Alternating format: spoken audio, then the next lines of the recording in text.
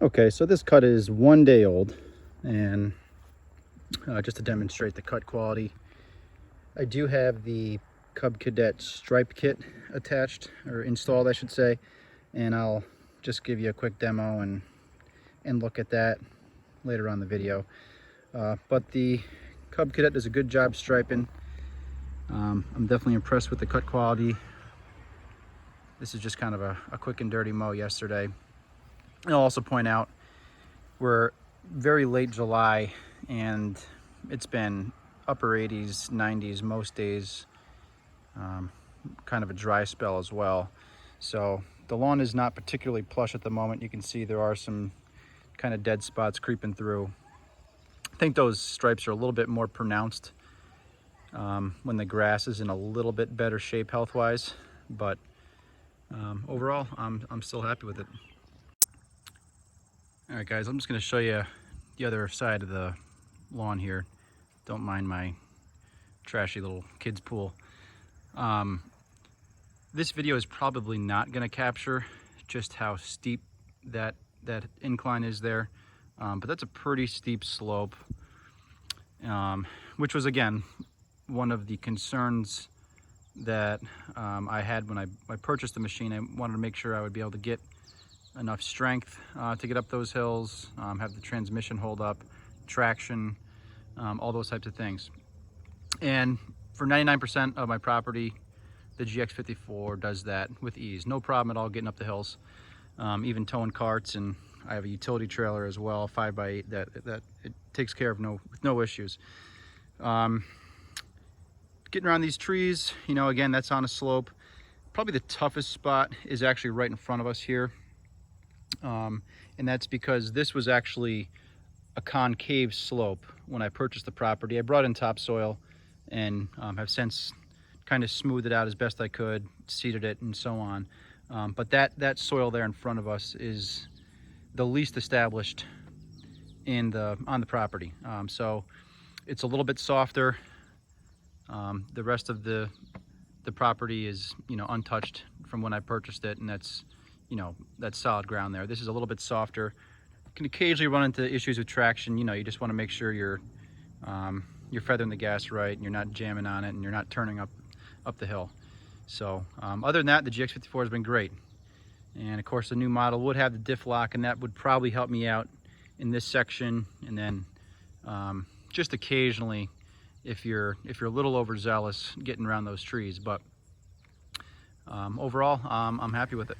All right, so we'll get into just kind of my lasting impressions with this Cub Cadet XT2 GX54. It's a 2016 model. It's about a month shy of its 4th birthday here. So purchased it in, I believe, August of 16. It's now essentially August of 2020. So just to recap, I mean, as far as the power, that Kohler motor has been terrific. Absolutely no problems, no maintenance issues. I do, you know, a pretty good job keeping up on the recommended maintenance intervals on it, air filters and oil changes, things like that. The training has been great. Again, it's the K58 on this one. Now with the new model, that would be the upgraded tough torque transmission, the K62, I believe, which gets you the rear diff lock there. Cut quality is great. The comfort of this machine is great. It comes with the armrests, which is nice. Some of the competitors don't give you that option standard. Overall quality, again, no issues. I've been definitely satisfied with it. If you watched my first video, you would not have seen that bumper on there. That is the standard bumper on the XT2s.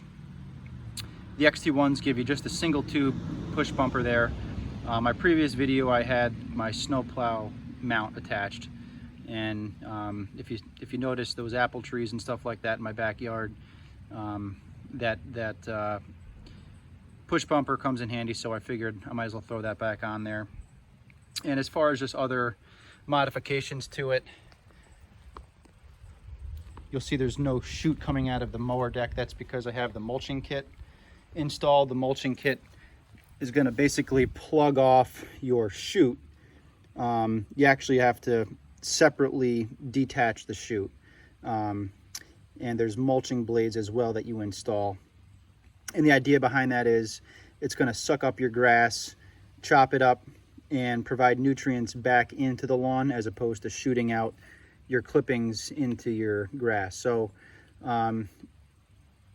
that's nice. You know, I wasn't as concerned as the whole nutrient thing, but it's nice to save space in your garage by taking off that chute. And as well, I was just concerned about kicking rocks up, you know, little kids around, sending rocks or debris into my house, into vehicles or anything like that. So the other thing I mentioned is the striping kit, and that's basically right on the back here. You see those rollers, they mount right into that fabricated deck.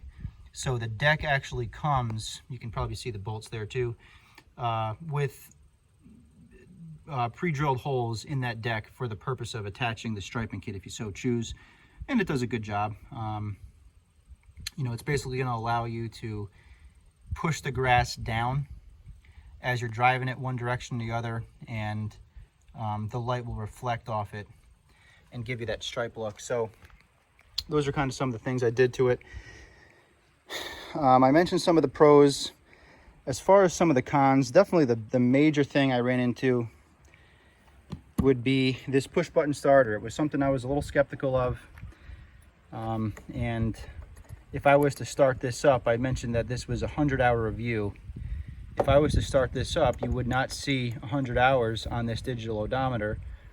You would see something to the effect of, you know, 15, 18 hours, something like that. And that's because this had to be replaced.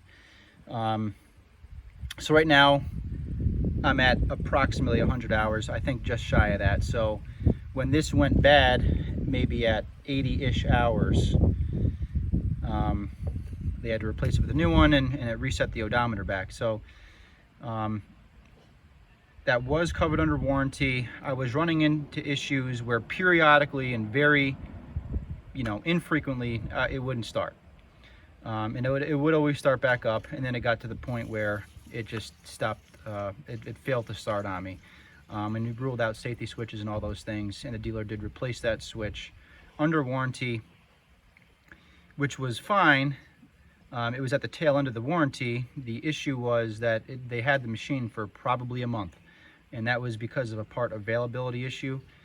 They just couldn't get their hands on the part, and I would maybe suspect that that's because you know, this is a newer system. They may have just not had an abundance of parts. Cub Cadet may not have an abundance of parts yet to replace that push button system. Fortunately for me, it was at the end of the mowing season, so I wasn't jammed up too bad, but that could have been an issue if it happened earlier on in the year, and that was last year. So it's been replaced, no issues since then.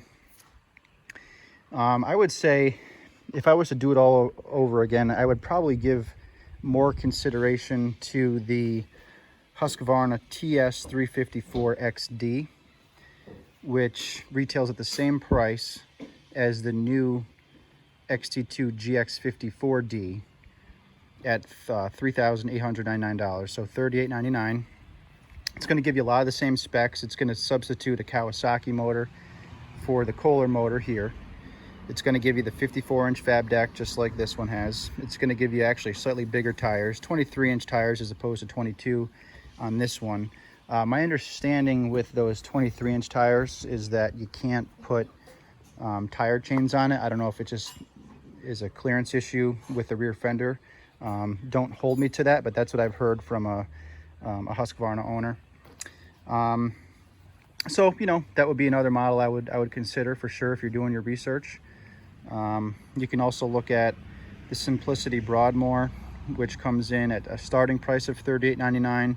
That gives you a K57 transmission, so you're not going to get that heavier duty transmission with the diff lock that you would on the Husqvarna, or the upgraded or the newer version of this machine, I should say, the new GX54d. And it's also only going to get you a 44-inch deck, so you're going to have to get a higher spec version of that in order to kind of compete with some of the specs on this Cub Cadet or that Husqvarna. I would say John Deere, your most comparable machine would be, from a price standpoint, would be the X370, which comes in at $4,200. So you're looking at, you know, $300 more. You're only getting a 42-inch deck with that. You're only getting the K57. So again, not as heavy duty as a transmission you get on the newer Cub Cadet. But you are getting hydraulic lift. You're getting smaller tires. You're getting power steering. So that's something that's not available on this machine. And then if you want to get the heavier duty decks, the larger decks, the upgraded transmission, the bigger tires, you're going to be looking at closer to $5,000. So just things to keep in mind. Here's a look at my front lawn, and you can see there's a little maple tree there. There's a couple different obstacles to mow around. I did mow this with the Cub Cadet. Generally, I mow it with a push mower, and it was just a time issue. I just wanted to get it done. Obviously, the Cub Cadet's going to do a little bit quicker work of it, but you know, getting around some of these obstacles with a 54-inch deck, generally speaking, probably 95% of the time I do it with a push mower. It's just going to be a little bit more maneuverable. I actually think it probably does a little bit better job on this lawn too. It's probably not going to really show you in this video, but it's pretty uneven and bumpy.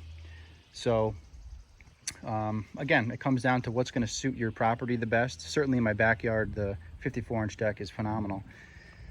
But that's just kind of some updated thoughts on it.